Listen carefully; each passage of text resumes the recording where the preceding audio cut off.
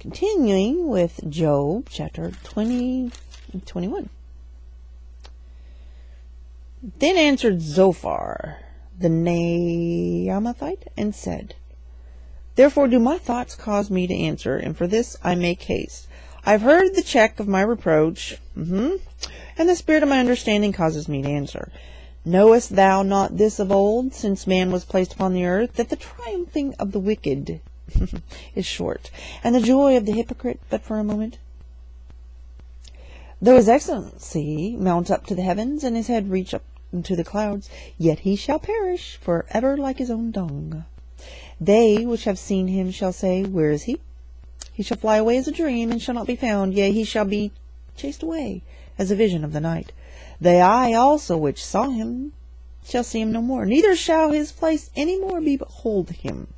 His children shall seek to please the poor, and his hands shall restore their goods.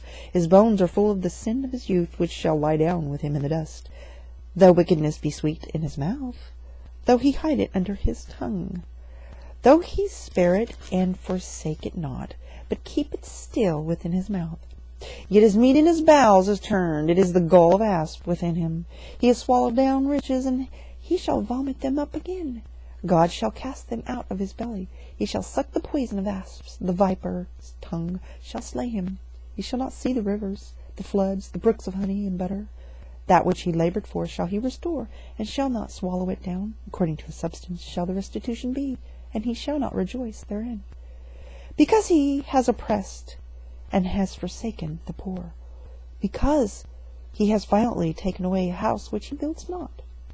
Surely he shall not feel quietness in his belly. He shall not save of that which he desired. There shall none of his meat be left. Therefore shall no man look for his goods. In the fullness of his sufficiency he shall be in straits. Every hand of the wicked shall come upon him. When he is about to fill his belly, God shall cast the fury of his wrath upon him, and shall rain it upon him while he is eating. He shall flee from the iron weapon, and the bow of steel shall strike him through. It is drawn and comes out of the body. Yes, the glittering sword comes out of his gall. Terrors are upon him. All darkness shall be hidden in secret places. A fire not blown shall consume him. It shall go ill with him that is left in his tabernacle. The heavens shall reveal his iniquity, and the earth shall rise up against him.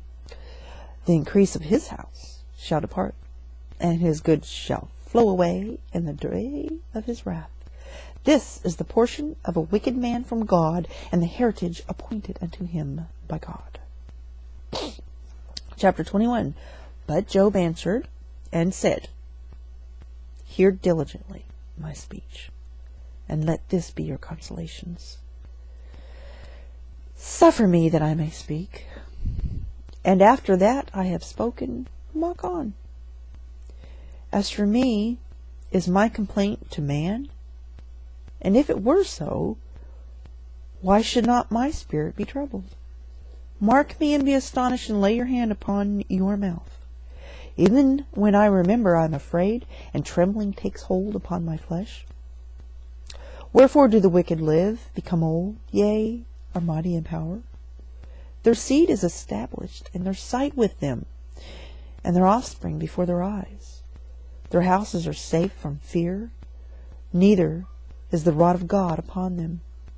Their bull genders and fails not. Their cow calves and casts not her calf. They send forth their little ones like a flock, and their children dance. They take the timbrel and harp, and rejoice at the sound of the organ. They spend their days in wealth, and in a moment go down to the grave. Therefore they say unto God, Depart from us, for we desire not the knowledge of thy ways. What is the Almighty, that we should serve him?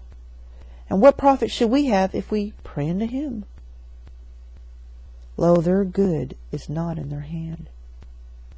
The counsel of the wicked is far from me. How often is the candle of the wicked put out, and how often comes their destruction upon them? God distributes sorrow in his anger.